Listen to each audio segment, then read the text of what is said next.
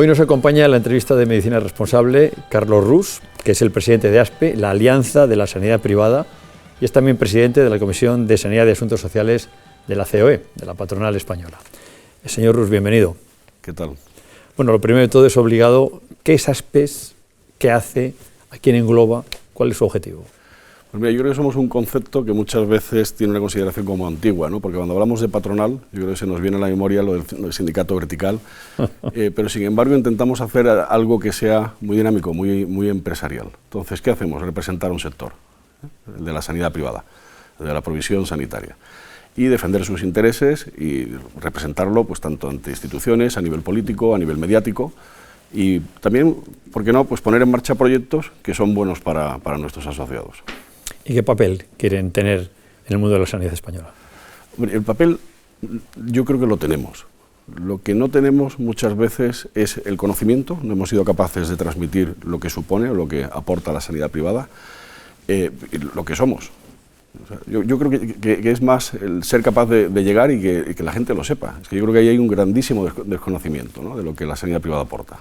¿Y quiénes son en cifras? Es decir, a veces, ¿cuántos hospitales, cuánta gente trabaja en el sector que ustedes aglutinan? Pues estamos hablando de algo más de 450 hospitales, el 58% de los hospitales que hay en España, el 32% de las camas, unos 370.000 profesionales sanitarios y en torno al 40% de la actividad sanitaria que se hace en este país. Voy a empezar por una frase que usted ha oído muchas veces. Yo cuando tengo algo leve me voy a la privada y cuando tengo algo importante me voy a la pública. Sí, bueno, yo creo que es un equívoco que puede tener cierta lógica que ocurra, ¿no?, en el sentido de que cuando vas a un hospital público, vas a un hospital general. Y la derivación interna en el ámbito público tampoco se da a conocer. Dice, tú vas a la atención primaria y cuando necesitas a un especialista, ¿qué hacen? Dice, pues te mandan al hospital público de referencia. En el hospital privado, no todos los hospitales tienen el carácter general. Hay algunos que son muy específicos o especializados en un campo concreto y entonces se produce ese movimiento del paciente de un centro privado a otro centro privado o de un centro público a un centro público, ¿no? Pero al final, si dices, oye, la punta de lanza a nivel tecnológico en este país siempre ha entrado por la vía privada. O sea, el primer Da Vinci entró en el País Vasco y entró en el ámbito privado. Las dos primeras máquinas de protonterapia han entrado en Madrid y han entrado por el ámbito privado. Entonces yo creo que ese mantra ha ido desapareciendo, yo cada vez lo oigo menos, cada vez recibimos también más llamadas de, oye, tengo este problema, no sé qué hacer. Y yo creo que, bueno, no es algo que ya esté tan en boga. Y otro concepto que ha cambiado, aquello de la sanidad privada, es de ricos. Aparecieron los seguros y es accesible prácticamente a toda la población, aunque se sigue mirando la renta de cada uno, ¿no? Yo creo que de hecho tenemos una sanidad privada que lo que sería, o sea, ¿cómo entra el ciudadano en la sanidad privada? Dice, oye, pues un 65% por seguro de salud, o por un seguro de accidentados de tráfico, o por un seguro de federación, pero por vía del seguro. Después tenemos en torno al 15% que viene por la vía del concierto, la colaboración público-privada. Y el resto son ya servicios no asistenciales y lo que sería un 7-8% es aquel que viene el que paga de bolsillo, el que nosotros llamamos out of pocket. Y dices, oye, ¿cómo de relevante? El pata negra, vaya. Sí, bueno, sí. Claro, el paciente que viene por un seguro privado, ¿qué paga en España? Pues tenemos una póliza que está en una media de en torno a los 50 euros al mes. O sea, prácticamente lo que se paga por un seguro en España al año es lo que se paga por una mensualidad en países como Alemania. Entonces es muy accesible. Para ricos no. Lo que vemos es que vamos a un modelo que nos resulta preocupante, porque cada vez hay más seguros low cost, cada vez salen pólizas por 12 euros que cubren con consultas ilimitadas y nosotros, yo lo digo muchas veces y me dice, oye, mira, esto igual no es muy correcto. Dice, nosotros no nos dedicamos a arreglar automóviles, no cambiamos lunas, atendemos a personas. Entonces esto tiene que tener un límite. ¿Y cuál es el límite? Porque claro, cuando habla de 50 euros hay que pagar al médico, la tecnología, el personal, las pruebas, eso tendría que ser ruinoso. Sí, de hecho, es uno de los cambios que queremos potenciar en esta nueva etapa. O sea, ahora hemos desarrollado un nuevo plan estratégico y dices, oye, ¿qué nos preocupa en el campo de lo seguro? Pues que sepan hacer muy bien esta diferenciación. Es decir, oye, nosotros no podemos ir como en las pólizas de automóvil a competir por precio y hacer lo necesario para captar a un nuevo. Dice, no, esto tiene que tener un tope, porque al final el profesional tiene que estar bien pagado. Y nosotros necesitamos cerrar el mes y poder pagar a los proveedores y poder pagar a los profesionales. Y si no, cerramos la persiana, que yo creo que es una principal diferenciación que tenemos y que nos hace ser muy eficientes, ¿no? Y necesitamos que se entienda que ese modelo tiene que cambiar. Entonces dices, oye, vamos a un modelo de aseguramiento donde no se puede seguir compitiendo en precio. Tenemos que pasar de un seguro de asistencia sanitaria a un seguro de salud, que lo entienda de una forma mucho más global, que no se centre solo en el acto médico puro. Necesitamos actuar mucho más en prevención. Antes había medicina y hablábamos siempre de lo preventivo, pero lo preventivo yo creo que el español es muy de a mí no me va a pasar. Pero ahora empezamos a tener medicina también predictiva y hay que empezar a utilizarla. Y necesitamos llevar ese cambio de concepto también al ámbito del seguro. No podemos tener actividad relacionada con un seguro donde no tenemos un contrato, donde se establecen unas condiciones pero no existe un contrato escrito. O necesitamos contratos de mayor plazo porque necesitamos hacer inversiones y poder planificarlas. Entonces, en esta línea estamos trabajando en Monalic con el sector asegurador, pues buscando ese punto de encuentro donde quizás deba de acabar reflejándose pues, en un código de buenas prácticas. Un código de buenas prácticas que firme todo el sector de provisionamiento privado y el sector asegurador y donde seamos capaces de plasmar esa realidad. Y es decir, oiga, aquí tiene que haber un límite. Tiene que haber un límite. Y el límite es que el paciente, estando en el centro y siendo el centro de verdad de nuestro modelo, no puede estar metido en una batalla de precios. Esto tenemos que fijar unas condiciones mínimas, no tanto económicas, sino de funcionamiento, de mercado, de estilo. Lo que pasa es que, claro, cuando un seguro es a 50 euros es asequible y lo puede contratar mucha gente, pero cuando empieza a ser más caro la gente empieza a dudar. Y eso hace que se convierta a veces, o acusan a la sanidad privada ahora, de que se ha convertido en una especie de seguridad social paralela en lo privado.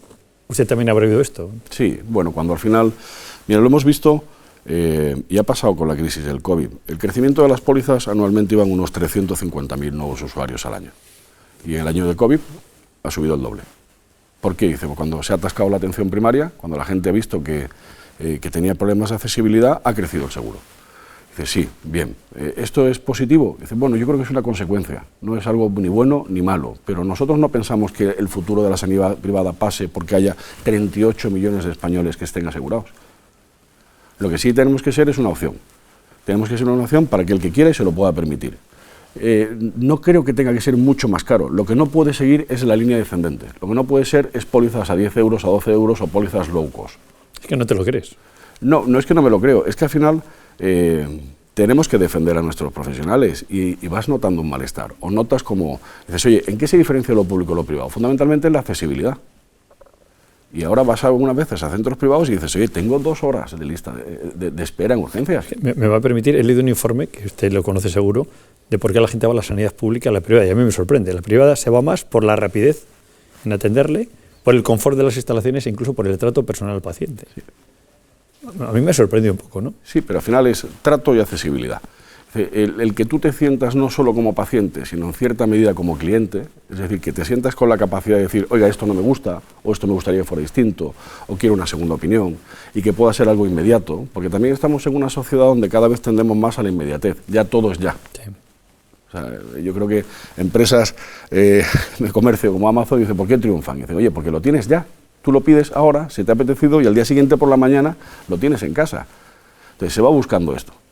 Y dices, oye, pues no es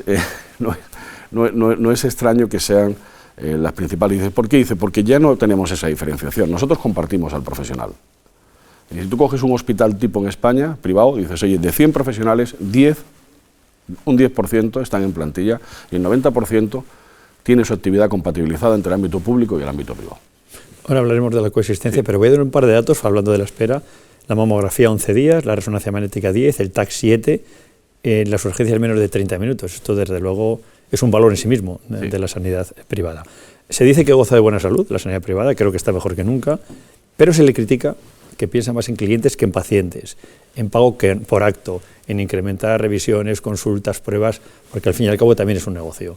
Esto sabe que está en la calle y que supongo que algo tendrá de verdad y algo no. Bueno, es que yo creo que el concepto cliente, como te comentaba antes, no es negativo. Tú dices, oye, yo soy paciente, pero soy cliente. ¿Cuál es la diferencia? Y dice, pues, como paciente, Y yo creo que esto también ha evolucionado mucho en la relación con el médico. Antes íbamos al médico y el médico nos decía A y era A. Ahora todos tenemos el doctor Google, que tiene mucho peligro. Entonces vas al médico y antes has mirado doctor Google y ahora preguntas. Entonces tienes un cliente que muchas veces está más informado, que está más preparado, que quiere que se le expliquen las cosas. Y en ese concepto es más cliente. Y yo creo que eso no es nada negativo. Y que te puede presentar una demanda. Y que te puede presentar una demanda. Que gracias a Dios esto todavía no es Estados Unidos y tenemos una sanidad en ese sentido bastante pacífica. ¿Esto es un negocio? Sí lo es. Yo creo que decir lo contrario sería una mentira. Me alegra que lo diga. Decir lo contrario sería una mentira. Pero es un negocio en el que o lo hacemos bien o el problema reputacional en el ámbito de la sanidad no te deja vivir. O sea, esto no es lo hago mal y aquí no ha pasado nada. No, aquí hay que levantarse todos los días y hay que decir, oye, esto tiene que funcionar muy bien y tiene que ser muy eficiente, pero nuestros pacientes tienen que estar muy contentos y para que estén muy contentos necesito la última tecnología y además necesito que mi profesional esté satisfecho. Y si no lo haces, pues no vives, porque hoy en día, además, yo creo que las empresas dicen, estamos en un momento muy bueno en la sanidad privada, fantástico, pero todo está cambiando a una velocidad de vértigo. Cierto. Y cambia a una velocidad rapidísima. Y o sabes adaptarte y sabes avanzar o estás muerto. Y habría que apuntar también que sin la sanidad privada hoy en día se colapsaría la sanidad pública, sería imposible atender a los pacientes. Sería imposible. De hecho, eso es una realidad que yo que vengo de otros sectores, que he estado en comercio y he estado en construcción, que son muy diferentes, ¿no? Aquí lo ves muy claro, ¿no? O sea, tú dices, oye, aquí o lo haces bien o no vives. O lo haces bien o no tienes una posibilidad de continuidad, ¿no? Vamos a explicar algo que también va a parecer ilógico, porque hay cosas de la privada que pueden echar para atrás, pero hay otras que hablan de su necesidad. Por ejemplo, la sanidad privada hace ahorrar dinero a la sanidad pública. Sí. Vamos a explicarlo, porque puede parecer sorprendente. De hecho, cuando hablábamos al principio y decíamos, oye, que falta información, yo creo que muy pocos saben que a lo mejor el 38% de las cirugías que se hacen en España se hacen en el ámbito privado. Y dices, oye, ¿tantas? Y dices, sí, y el 30% de las altas y de las urgencias. Y, oye, de las resonancias, y dices, el 45%. Y dices, oye, pero esto es mucho. Y dices, sí, esto es muchísimo, pero es lo que ustedes han elegido. La colaboración público-privada es fantástica, pero todo el mundo piensa desde fuera, o es mi sensación, que dicen, oiga, aquí ustedes viven porque colaboran con lo público. Dicen, no, mire, lo público, hay un 11% del presupuesto público que se destina a conciertos. Y además esto tiene una variabilidad brutal, porque dices, oye, ¿cuánto gasta en Andalucía? Dice 50 euros por ciudadano. Y en Cataluña dice por encima de los 300. Y dice que al final dices, oye, la sanidad privada tiene su hueco y tiene su lugar. ¿Y quién se lo ha dado? Dice, cada español cuando se levanta y dice, oiga, pues yo quiero esto, porque quiero esta velocidad, o quiero esta accesibilidad, o quiero esta segunda opinión, o quiero esta segunda opción. Lo quiero para lo más sencillo, lo quiero para lo más complicado. Además, el ahorro no es un ahorro baladí.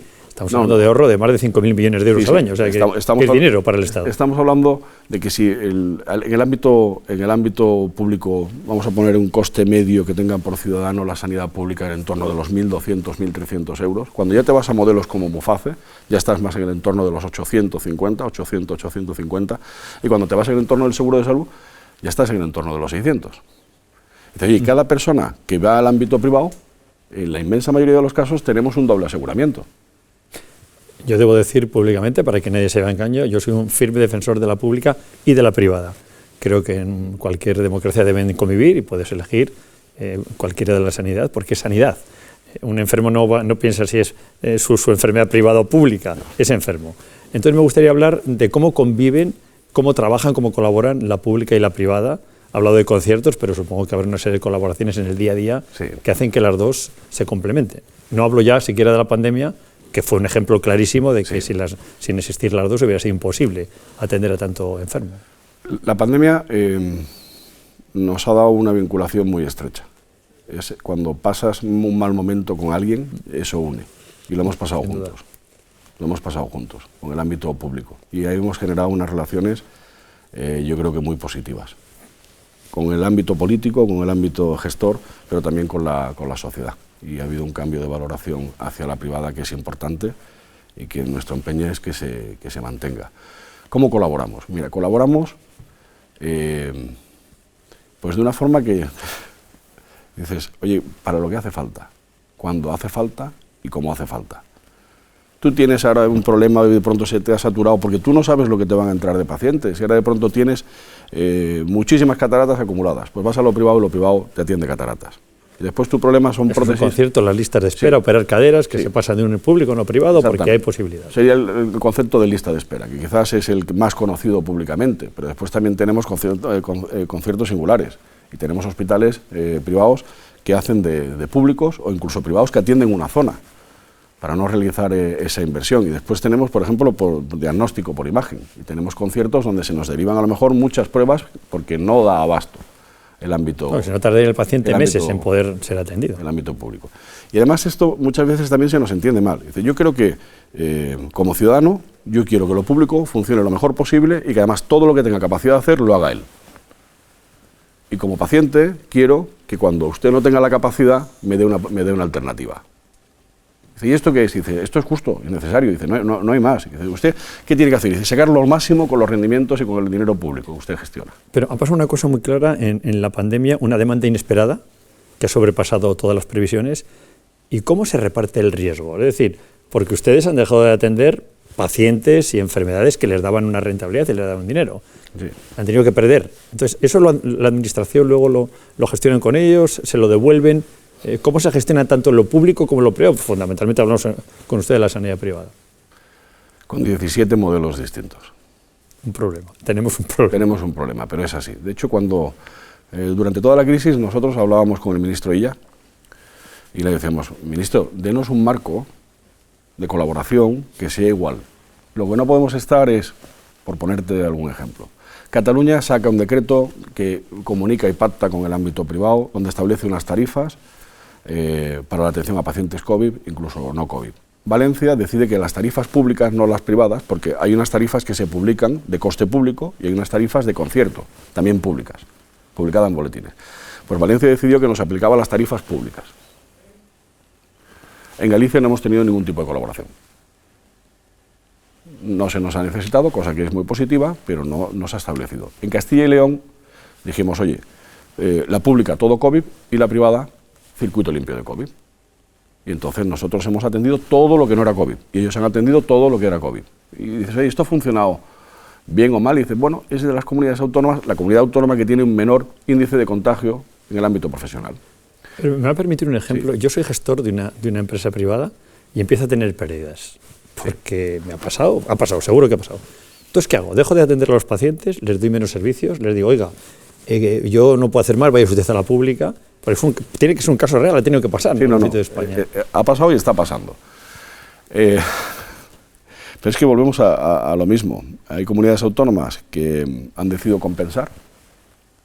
Nosotros nunca hemos querido y siempre hemos lanzado un mensaje de, oiga, compénseme usted porque me pidió que mantuviera toda mi estructura funcionando a 100% y sin embargo no tenía actividad. Tenía el hospital lleno de médicos y sin ningún paciente. Entonces, oiga, no me genera un beneficio, pero compénseme. Y vemos modelos como se han hecho en Francia que decían, oiga, a usted este año hemos subido las tarifas un 2%. Pues lo que usted cobró el año pasado se le va a pagar lo mismo más el 2%. Modelos de colaboración como se han hecho, digo, en Francia. En Inglaterra se ha auditado. ¿Y qué pérdidas ha habido esta? Y se ha compensado. En España han establecido compensaciones Canarias, Galicia no, Canarias, Murcia y poco más. Déjeme tirar por elevación. Ustedes son parte del sistema sanitario nacional. ¿Se sienten cómodos? ¿Cambiarían algo con respecto a lo que está sucediendo hoy en día? ¿Necesitarían pedir algo? ¿Necesitarían mejorar? ¿Necesitan colaborar de otra forma con la administración, con las comunidades autónomas, con la sanidad pública? Para mejorar, para que el ciudadano, en definitiva, que es el último y el primero de los objetivos tanto de la pública como de la privada, se sienta mejor y más cómodo, administrado por ustedes. Bueno, decías al principio, la sanidad privada goza de buena salud. Sin duda. Va bien y se ha pasado mal.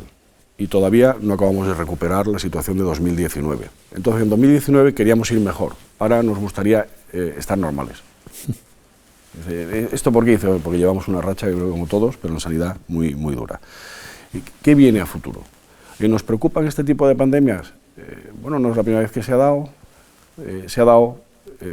posiblemente de aquí aprendamos y podamos hacer muchas cosas positivas, pero nos preocupa mucho.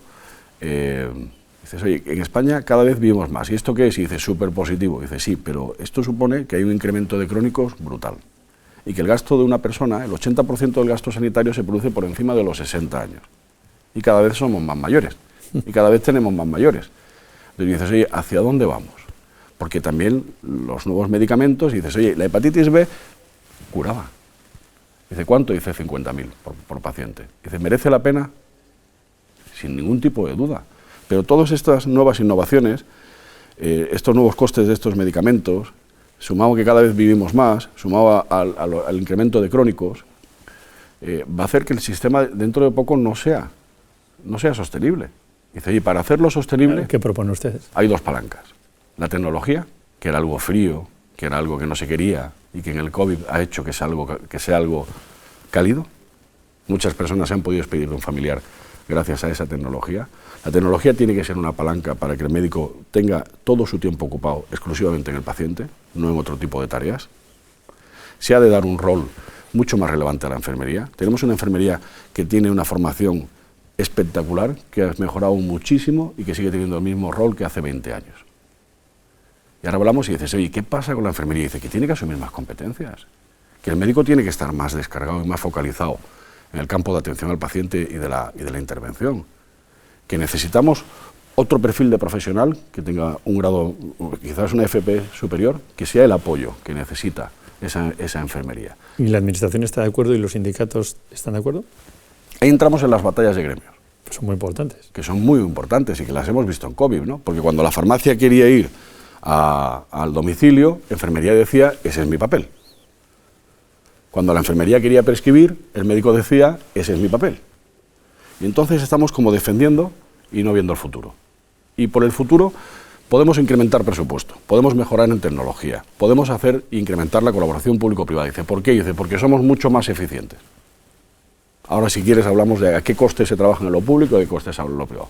Dice, pero también necesitamos esas competencias profesionales que se mejoren sin ningún tipo de duda. Y esas batallas de gremio, al final dices, oye, esto es como, por poner un ejemplo y siendo un poco polémico, cuando un señor viene de Argentina a España y tiene su licenciatura como médico, y aquí se le homologa, se tarda mucho tiempo. Pero después, aparte de homologarlo, tiene una especialidad. Y esa especialidad ya no es mucho tiempo. Eso ya son 7 o 8 años o nunca. Y dice, oye, ¿y esto en cierta medida de quién depende? Y dice, pues muchas veces de las sociedades formadas por médicos. Y el médico pues no quiere abrir esa puerta. ¿Y no hay médicos en España? Hay médicos en España. Unos MIR que igual hay que tener unos parámetros diferentes. Hay médicos en España. Medicina familiar, muchísimo. Vamos a buscar un pediatra o un cirujano pediátrico, o un dermatólogo, o anestesistas. En el médico es más puntual, son una serie de campos concretos y faltan. Y nosotros le ponemos deberes a los nuestros. Señores, necesitamos más hospitales universitarios, necesitamos más plazas, mire, en el ámbito privado. Tenemos que ser una opción de primera, como hace la Clínica Universidad de Navarra, como hace la Fundación Jiménez Díaz. Necesitamos tener ese papel. Camino, ¿no? Es un camino. Por lo menos es el camino que nos toca. Y ahora, ¿qué pediríamos? La Carta de los Reyes Magos. Claro. Que la sanidad dejara de ser la piedra arrojadiza que se utiliza en política. Voy a ir a ello ahora. Voy a ir a ello diciendo simplemente, cada vez que se menciona la palabra privada, pública, o una parte de la gestión privada, un sistema mixto, se acaba la discusión, ahí no se habla ya de nada.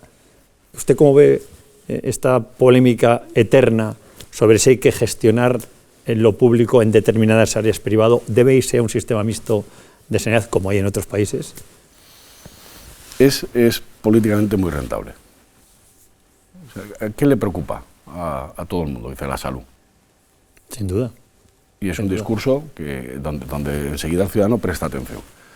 Y entonces no se llega a un acuerdo porque políticamente es muy rentable utilizarlo de arma arrojadiza.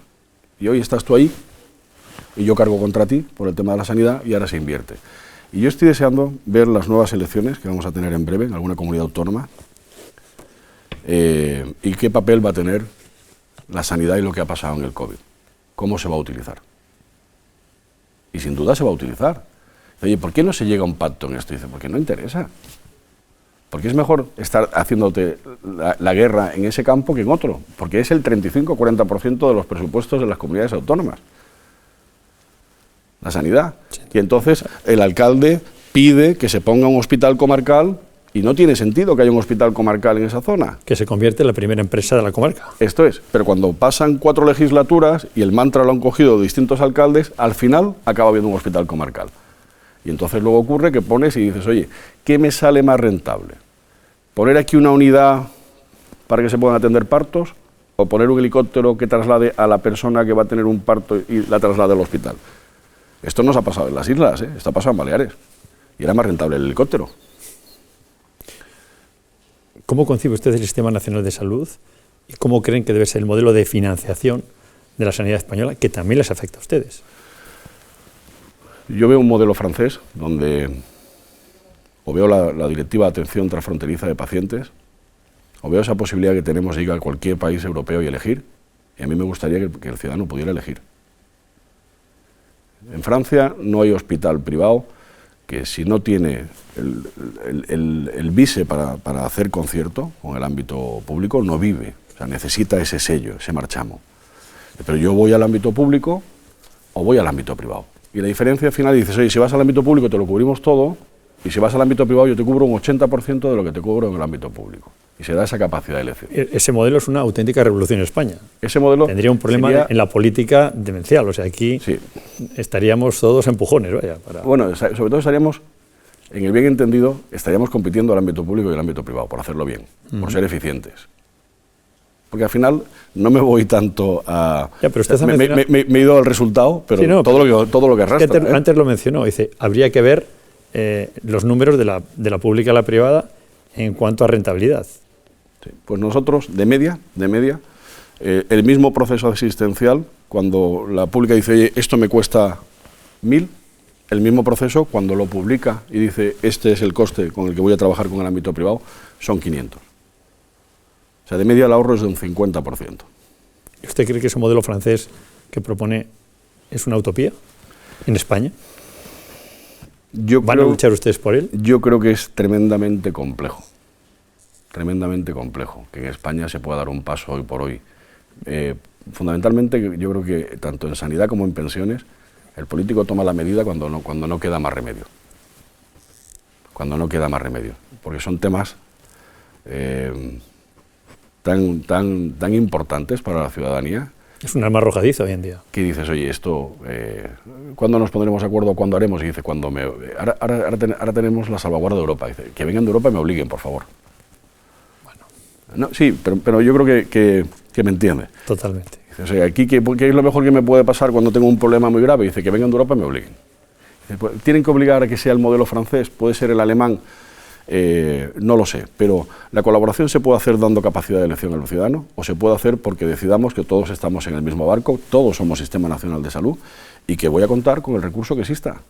Lo que no puede ser es que se hagan inversiones de más de 40 millones para instalar 2 máquinas de protonterapia en Madrid y que se haga un planteamiento, gracias a una donación del señor Ortega, que hay que agradecérsela, para meter 10 máquinas más y en la planificación de la ubicación de esas 10 no se tenga en cuenta que ya existen 2. Entonces, ¿ahora qué vamos a meter? ¿3 en Madrid?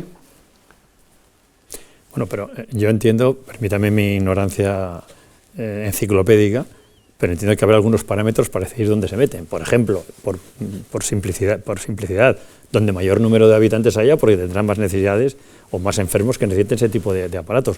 No porque el político de turno sea de una ciudad y metamos 2. ¿Qué ha pasado? Totalmente de acuerdo, pero no tendría en cuenta en la planificación, no tendrías en cuenta en la planificación lo que exista, lo que ya existe. Seguro, pues no se ha tenido en cuenta. No se ha tenido en cuenta, porque en Madrid no van a salir. Y en la Carta a los Reyes Magos, en el día de hoy, porque eso es, no digo una utopía, pero es un proyecto de futuro, ¿qué pediría usted al Sistema Nacional de Salud en la financiación en lo que a ustedes corresponda?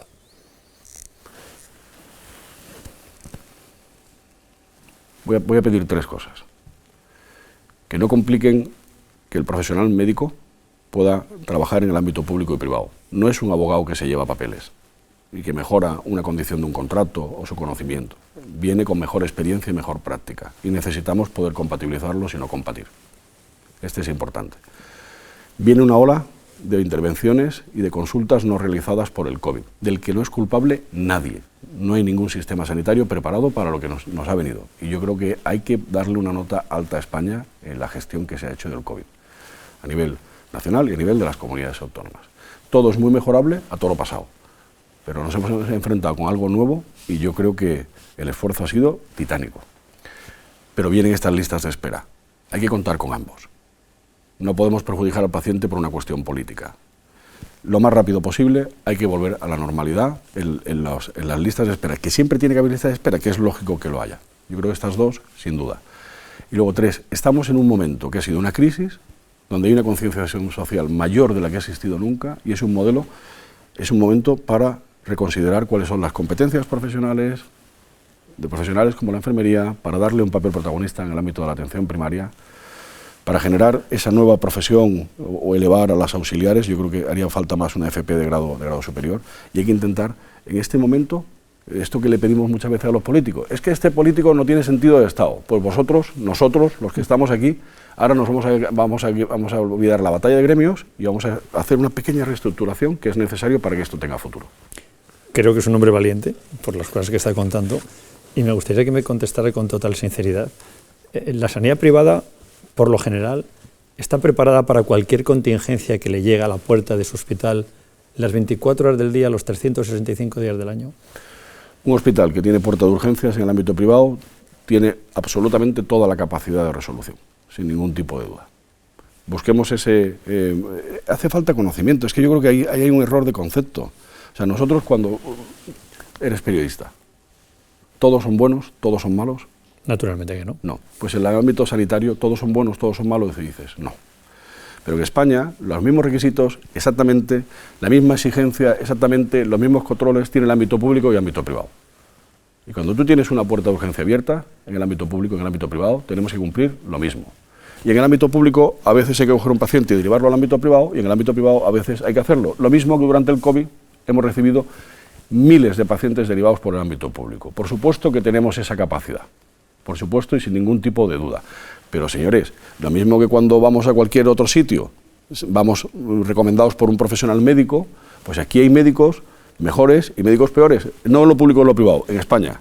Y hay centros más especializados en un campo y en el otro. Cuando uno va a una puerta de urgencia, va a una puerta de urgencia, el sitio más cercano. Pero cuando uno va al médico, oiga, hay que informarse.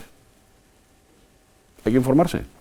No, está hablando convencido. Yo puedo confesar que pasé mi COVID en el Ruber Internacional y me trataron de maravilla, y fue la primera vez que me sentí realmente enfermo y me fui a un centro privado. Podía haber ido perfectamente al público, pero en aquel momento decidí ir a uno privado, por lo tanto soy un convencido, pero usted sabe como yo que todavía, incluso en el ámbito sanitario, se dice ojo, si te pasa algo en fin de semana no vayas a una clínica privada porque no hay nadie.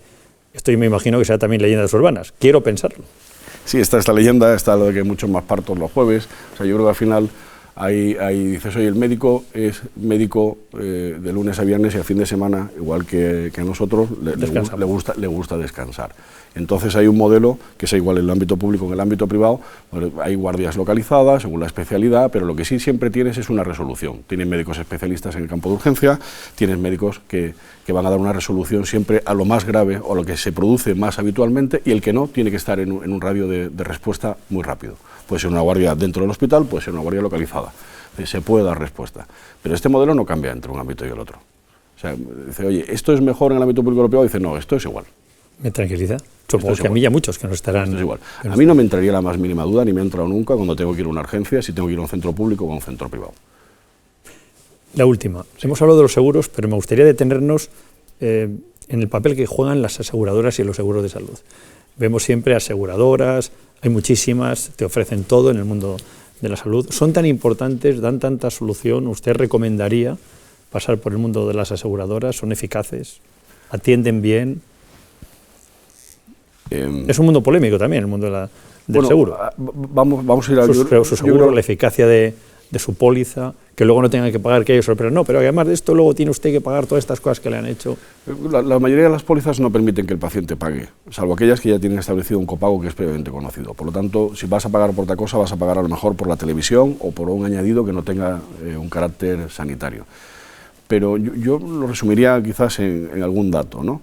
De 1.780.000 funcionarios que hay en España que tienen la capacidad de elegir entre ámbito público y privado, más del 80% eligen la póliza de seguro. ¿Es eficiente el seguro?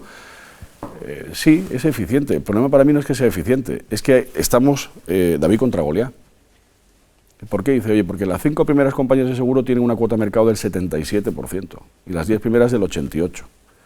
Y nosotros, el primer grupo hospitalario, que todo el mundo dice, es inmenso, dice, pues no tiene el 10% de los hospitales que hay en España. Y en España no hay solo hospitales, hay muchísima categoría de centros sanitarios. El Quirón tiene 45 y hay 458 y hay muchísimo centro. Entonces, tienes a tu mejor aliado y también lo miras y dices, oye, los tenemos que entender porque aquí, como yo decía antes, no arreglamos coches, tratamos personas. Y esto tiene que tener un ten con ten, tiene que tener un sentido... No ha sido la última, es la penúltima porque me da pie a otra. Habla de los grupos hospitalarios. Ha habido recientemente movimientos donde se iban comprando grupos. ¿Esto se ha acabado? ¿Se ha quedado ahí? ¿Sigue? Sigue. ¿Y hacia dónde vamos a ir? Sigue. ¿A que cada vez haya más concentración en manos de unos pocos? Que no sé si es bueno, malo o regular. Por los mismos datos que te daba, si el 65% de tu facturación viene del seguro de salud y no tienes capacidad de sentarte de tú a tú, esto va a seguir concentrándose. Llevamos 10 años, pero yo no veo un mes que no tengamos una nueva noticia. Esto lo noto a veces en mi junta directiva. Somos 26 y a final de año somos 24 porque 2 se han comprado. ¿Y esto va a seguir? Dice sí, va a seguir. ¿Y es bueno para todos? Yo no lo veo que haya tenido que sea malo. De hecho, lo que veo es que también sobresalimos muchas veces a nivel internacional, ¿no? Y ahora hay algún grupo español pues queriendo comprar en Portugal. Y ahora tenemos Rivera, que ha comprado 2 grupos a través de Centen en Reino Unido. Y veo que a nivel de Iberoamérica cada vez estamos entrando más.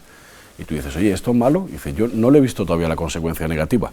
De hecho, lo que veo es que es un sector cada vez más atractivo, donde cada vez vienen más empresas internacionales que quieren participar de la sanidad privada en España. Entonces, todavía no le he encontrado la connotación negativa. Lo que sí te aseguro es que va a seguir. La verdad es que ha sido una conversación muy interesante. Creo que tendremos más, porque me parece que el mundo de la sanidad privada da para mucho. Está de moda, está creciendo, se está teniendo ahí otra imagen de él y creo que es bueno que lo conozcamos en el día a día. Solo nos falta escuchar a Luis del Val, el retrato que ha ido haciendo mientras conversábamos, y si le parece vamos a escucharle. Claro que sí, muchas gracias por la invitación. Se ha sentado con una pierna extendida hacia adelante y la otra recogida hacia atrás, como si en lugar de estar sentado estuviera andando sobre la silla y se hubiera detenido en una breve pausa. Eso denuncia a una persona dinámica, acostumbrada a las agendas apretadas y cuya jornada laboral es como un partido de tenis, que se sabe a qué hora comienza y se ignora cuando termina. Su capacidad de adaptación se percibe en los cómodos mocasines que calza, nada de engorrosos cordones, y de los que uno puede desprenderse incluso en una pausa, y en la soltura familiar con la que lleva el traje y la corbata, ese uniforme que ha convertido la pseudoobligación en algo perfectamente asumido, por cierto, igual que su entrevistador, hermanados incluso en el color de trajes y camisas. Fuera del contexto de su responsabilidad y de sus obligaciones inherentes, intento imaginarle en un casting cinematográfico qué papel le ofrecerían para una película, y desecho los personajes pasivos y burocráticos. Le veo en una película de acción, pero nada de juveniles ascensiones a trenes en marcha y bajadas por fachadas de edificios, sino como el cerebro de los que piensan las estrategias y definen las tácticas para neutralizar a los enemigos. Son aptitudes que pueden ser aprovechadas en numerosas actividades sociales, políticas y empresariales. Pues este ha sido nuestro regalo, espero le haya gustado. Mucho, vamos, ni mi abuela, pero... Y que nos veamos más Sí, a menudo. por supuesto que sí. Muchísimas Muchas gracias a vosotros. Muy amable.